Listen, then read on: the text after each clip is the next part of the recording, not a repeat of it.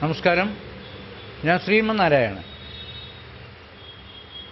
നമ്മുടെ മലയാളികൾ, കേരളീയർ ആഘോഷപൂർവം കൊണ്ടാടുന്ന രണ്ട് ഏറ്റവും പ്രധാനപ്പെട്ട ഉത്സവങ്ങളാണ് തിരുവോണം, വിഷു.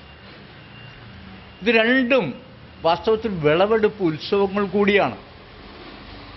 ഓണത്തിന് പ്രധാനമായിട്ടും കൊയ്ത്തുത്സവം, ധാന്യങ്ങളെല്ലാം വിളഞ്ഞ് അത് വളരെയധികം ഐശ്വര്യപൂർണമായ ഒരവസ്ഥ, ആ സമയത്താണ് നമ്മൾ ഓണം ആഘോഷിക്കുന്നത്.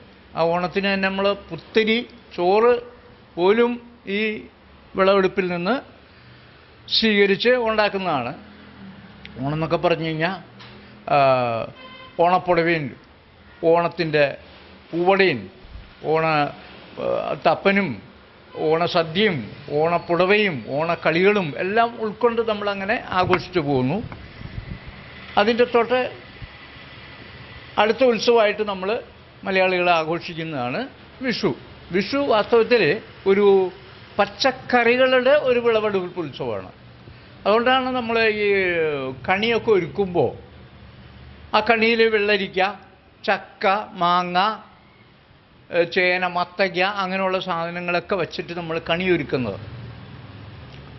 അപ്പം ഈ ഒരു സമ്പന്നത, ഈ ഒരു സമൃദ്ധി, ഈ ഒരു ഐശ്വര്യം നമ്മൾ ഈ പച്ചക്കറികളുടെയൊക്കെ വിളവെടുപ്പിൻ്റെ ഐശ്വര്യം നമ്മൾ ഈ വിഷുവായിട്ട് ബന്ധപ്പെട്ട് ആഘോഷങ്ങളിൽ ഉൾപ്പെടുത്തുകയാണ്. അപ്പോൾ വിഷുവിന് വിഷു കൈനീട്ടം, വിഷുപ്പുടവ, വിഷു സദ്യ, അങ്ങനെയുള്ള കാര്യങ്ങളൊക്കെ. അപ്പോൾ വിഷു കൈനീട്ടമൊക്കെ നമ്മൾ കൊടുക്കുമ്പോൾ ആ വിഷു കൈനീട്ടം എന്ന് വെച്ച് കഴിഞ്ഞാൽ ഒരു സാമ്പത്തികമായിട്ടുള്ള ഒരു സമൃദ്ധി നമ്മളുടെ കയ്യിൽ വരുന്നു. ആ സമൃദ്ധി ഒരു വർഷം മുഴുവൻ നിലനിൽക്കും എന്നുള്ളതാണ് മലയാളിയുടെ വിശ്വാസം. അതിൻ്റെ കൂടെ ഏറ്റവും സമൃദ്ധമായിട്ട് നമ്മുടെ ഈ പ്രകൃതിയെ ഐശ്വര്യ സമ്പൂർണ്ണമാക്കി അലങ്കരിക്കുകയാണ് കണിക്കുന്ന. അത് വളരെ ഇമ്പോർട്ടൻ്റാണ്. നമ്മുടെ സംസ്ഥാനത്തിൻ്റെ പുഷ്പമാണ് കണിക്കുന്ന. ആ കണിക്കുന്നയും നമ്മൾ ഈ കണിയുടെ കൂടെ ചേർത്ത് കണി കാണാനായിട്ട് നമ്മൾ ഒരുക്കുകയാണ്. അങ്ങനെ എല്ലാ തരത്തിലും ഒരു വർഷം നീണ്ട ഐശ്വര്യം മലയാളിയുടെ ജീവിതത്തിൽ ഉണ്ടാകാൻ വേണ്ടി കൂടിയാണ് ഇതിങ്ങനെ ഒരുക്കുന്നത്. ഇപ്പോൾ നമ്മളിപ്പോൾ ഈ കഴിഞ്ഞ മാർച്ച് 31 നമ്മൾ ഈദുൽ ഫിത്തർ, റംസാൻ നോയമ്പൊക്കെ കഴിഞ്ഞ് ഈദുൽ ഫിത്തർ ആഘോഷിച്ചു. അത് കഴിഞ്ഞിപ്പോൾ നമ്മൾ വിഷു ആഘോഷിക്കുന്നു.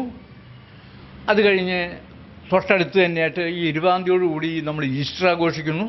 അപ്പോൾ ഈ നമ്മളുടെ 3 മതവിഭാഗങ്ങൾ, കേരളത്തിൻ്റെ ഐശ്വര്യമായിട്ടുള്ള ഈ 3 മതവിഭാഗങ്ങളുടെ ഒരു ഐക്യത്തെയും കൂടി നമ്മൾ ഇതിൽ ഉൾക്കൊള്ളിക്കുകയാണ്. നമ്മൾ ആഘോഷങ്ങളിൽ ഉൾക്കൊള്ളിക്കുക. എല്ലാവരുടെയാണ്, ഒരാളുടെ മാത്രമല്ല. ഇപ്പോൾ ഹിന്ദു, മുസ്ലിം, ക്രിസ്ത്യാനി എല്ലാവരുടെ ഉത്സവം നമ്മളെല്ലാവരും ആഘോഷിക്കുകയാണ്. എല്ലാവരും അവധിയെടുത്ത് അത് ആഘോഷിക്കുന്നൊരു പ്രത്യേകത നമുക്ക് മലയാളിയുടെ ഈ ജീവിതത്തിൽ നമുക്ക് കാണാം. അപ്പം അങ്ങനെ വളരെ സമൃദ്ധമായ, സമ്പന്നമായ, ഐശ്വര്യപൂർണമായ ഒരു വിഷു ആഘോഷിക്കാനുള്ള എല്ലാ അവസരങ്ങളും ഉണ്ടാകട്ടെ എന്ന് ഹൃദയപൂർവ്വം പ്രാർത്ഥിക്കുകയാണ്. എല്ലാവർക്കും എല്ലാ ആശംസകളും നേർന്നുകൊള്ളുന്നു. വിഷു ആശംസകൾ.